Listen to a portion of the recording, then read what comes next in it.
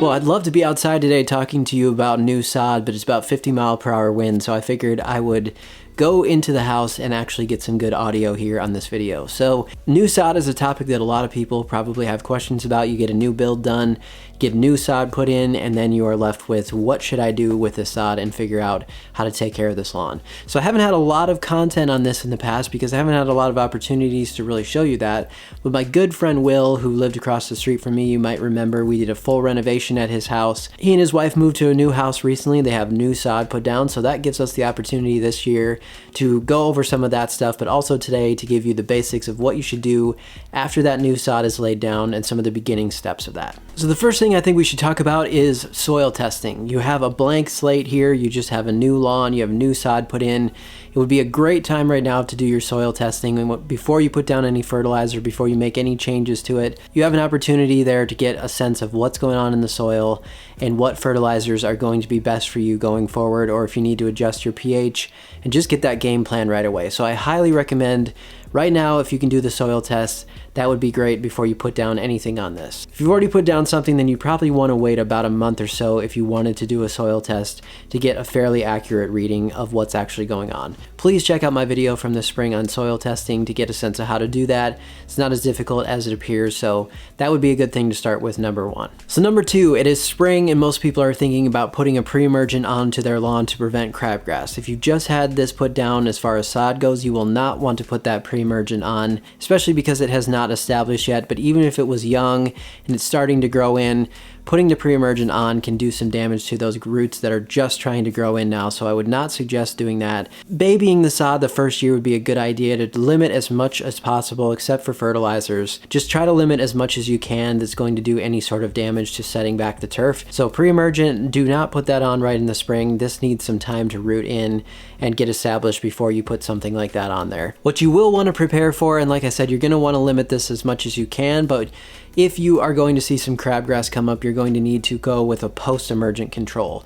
So be thinking about that right now, and the best things that you can look at on cool season for crabgrass would be quinclorac. There's some various things you can get at the store. There's some Weed B Gone products that have crabgrass control in there that has quinclorac in it, or you can get these as standalone things and you can spray those. But what you'll want to do is as soon as you get to the early summer and that crabgrass starts to emerge, since you don't have a pre-emergent on, hopefully the sod is good and established by that point, and if it's really nice and thick, you may not have a whole lot of crabgrass come up, but maybe on the edges or certain areas in the seams.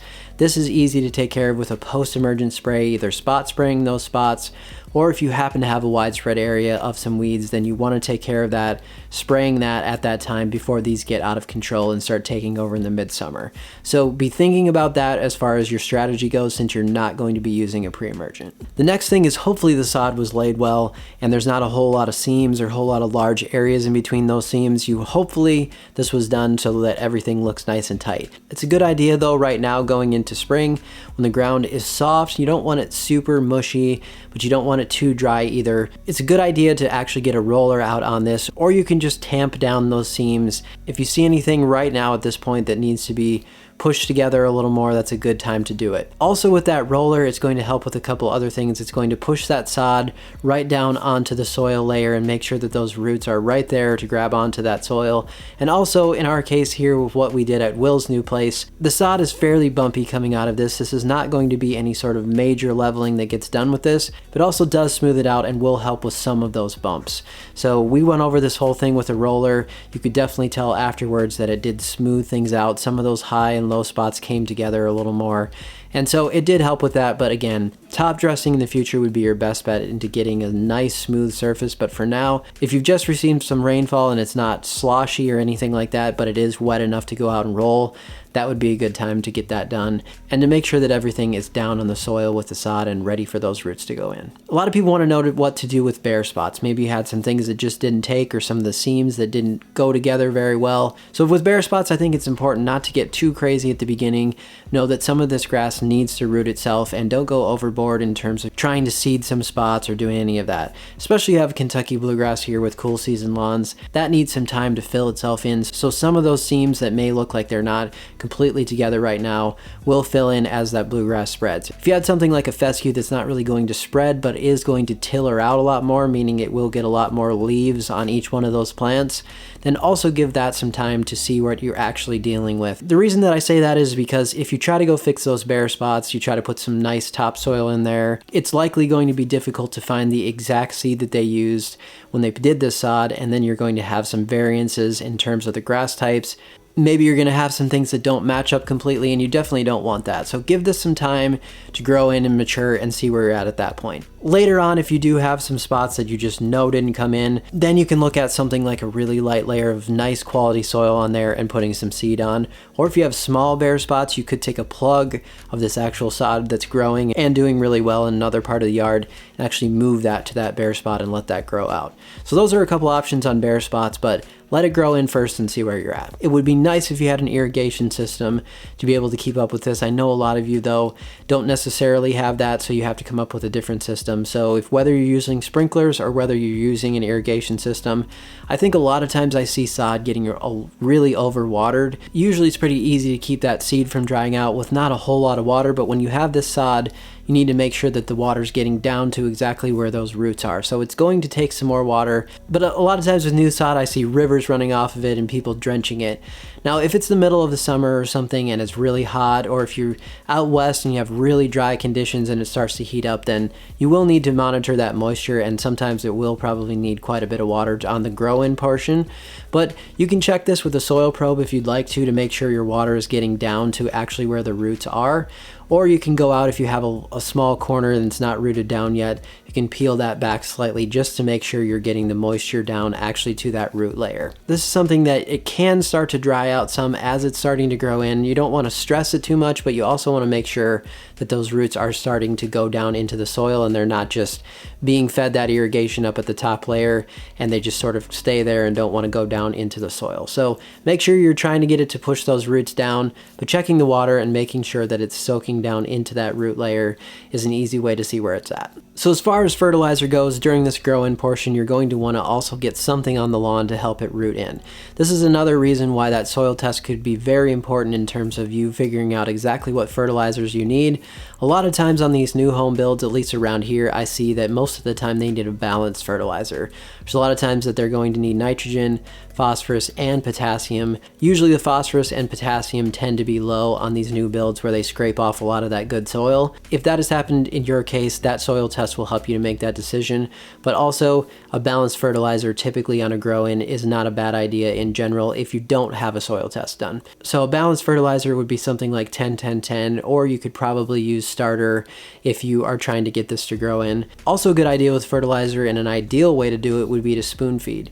So spoon feeding means lower doses of fertilizer more often. This would be feeding that new grass more often and not having there be a lot of time in between those applications. So this is something Will's going to be doing with the Equalizer product. This is what he was using last year at his old house. You can see the results here of about every 2 to 3 weeks or so he did a low application of that. It's a soluble fertilizer that he was spraying right onto the grass, and the results were fantastic. So he's going to do that same sort of method with this new sod. But for something like this that's brand new in the spring, I'd be looking at probably up to around 1 pound of nitrogen in the spring, since this is brand new grass and it does need some help growing in. However you want to get that done, it's harder to spread low amounts of fertilizer as far as granular goes. So whether you decide to do something like spraying, or whether you decide you just want to do 1 or 2 apps of granular, it just would be a good idea to make sure you don't forget about your fertilizer. Also remember that I'm talking about cool season grass with Will's project, but if you have a warm season sod that was put down, going into the summertime is the best time to fertilize that. Make sure that you're paying attention to your fertilizer going into your best season, which is summer. We try to back off on our fertilizer here on cool season during summertime because it's a stressful period for the grass. But then getting back into fall, you want to make sure you're doing your regular feeding on this sod to get it going for the next season. So a lot of people probably don't think about this, but limiting your traffic on your new sod is going to be the best case scenario if you can possibly do it. If you have a lot of dog traffic or a lot of kids playing on it when it's brand new new and not really rooted in, then you're just setting yourself up for some difficulties going forward. So if you can limit that as much as possible for, say, a month as it's growing in, or as much as you can possibly do, I know that's not going to be possible in all cases, just know that if you can keep things off of it or limit the traffic on it, that's going to be the best case scenario during grow in to make sure those roots get healthy and you're not causing a lot of stress to the grass. I've also had some recent comments about thatch and thatch buildup in new sod, especially with Kentucky bluegrass, depending on how it was grown, but also depending on how it's being cared for right at the beginning in terms of watering. Thatch can become an issue or can become a buildup on sod, and usually you'll notice this when you walk out onto the grass and things feel kind of spongy. If you happen to be dealing with that, I wouldn't be aggressive and dethatch on a brand new sod or anything like that. What you can do is know that going forward, it'd be a good idea to keep core aeration in mind for the future. And again, just do your best here at the beginning to make sure that you get that sod growing as healthy as it possibly can, and you can worry about that thatch layer later on when everything is grown in. But if you've had sod for a year or so, things feel really spongy, wouldn't be a bad idea to do a core aeration on that and make sure you punch quite a few holes in there just to help with that thatch layer, but also the core aeration wouldn't be a bad idea on that sod in general. And probably everyone's favorite thing, well, at least my favorite thing, would be the mowing of the sod, and especially talking about your first mow. So I see a lot of people also who put in new sod and they let it grow and grow and grow because they think it shouldn't be mowed. They think they need to let everything grow in until it's completely all ready to be mowed. Well, I think that you don't want to let this get to about 6-7 inches tall and then try to cut it down to even 3 or so. You're putting the stress on the grass with that cut, whereas you could just be very careful on your first few mows. But I would probably go, if you're going to cut it at 3 inches, let it get to about 4 and then do your cutting. As much as you can possibly limit major turns or major heavy equipment on this when you're mowing the first few times. It's just like when I do my renovations with grass seed. It's actually much more resilient than you think it is, but just don't go too crazy. And as much as you can be gentle on it the first few mows, that would be the best case scenario. So I'm going to be following along with Will and this project with this new sod this season if it ever decides to be spring, but he's about to get some fertilizer on here. It was starting to green up just slightly at his house the last time I was there, so I'll be really excited to see what it looks like next time, so definitely stick around for that. Thanks so much for watching today, and we'll see you next time.